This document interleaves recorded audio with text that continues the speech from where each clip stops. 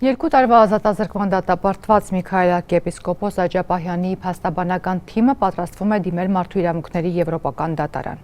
Տարեվերջին վիրահատությունից հետո Շիրակի թեմի առաջնորդը դեռ հիվանդանոցում է։ Կազդուրվելուց հետո դարձյալ բանտ կտեղափոխվի։ Նրա փաստաբաններից Արա Զոհրաբյանն է ներկայացրել, ինչ հիմքով են դիմել միջազգային բարձր ատյանին։ Դեռ հիմնական գործը շարունակվում է, մենք հիմա գտնվում ենք վերաքննիչ դատական ատյանում, բայց մինչ այդ մենք ունենք նաև միջանկյալ դատական ակտերի հետ կապված խնդիր, մասնավորապես առաջինացի դատարանը կալանքի հետ կապված որոշումներ էր կայացրել։ Եվ մենք առաջին որոշումը Մասիս Մելքոնյանի կողմից կայացված այդ ապօրինի որոշման մասով մենք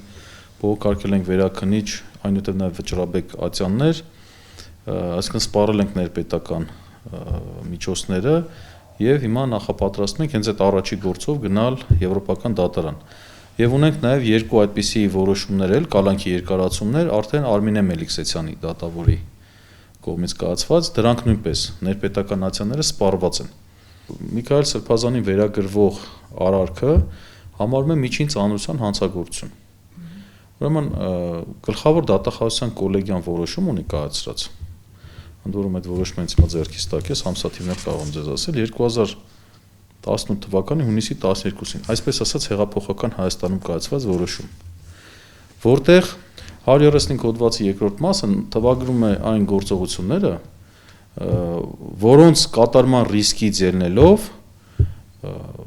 կարող է կիրառվել խափանման միջոց։ Դրանցից մեկն է նոր հանցանք կարող է կատարել, կարող է ազդել վկաների վրա, կարող է փախուստի դիմել։ Բայց այդ փաթեթի մեջ ներառվելու ազատ խոսքի իրավունքի խախտումը, մարդու ազատության իրավունքի խախտումը, բնականաբար խտրականության հետ կապված իրավունքների խախտումները եւ իթևս դրանց էլի իրավունքի խախտումների մասին մենք քննարկում ենք իրականացնում, այդ թվում նաեւ արդար անկողմնակալ դատանի կողմից այս արդար դատականության իրավունքի խախտումը։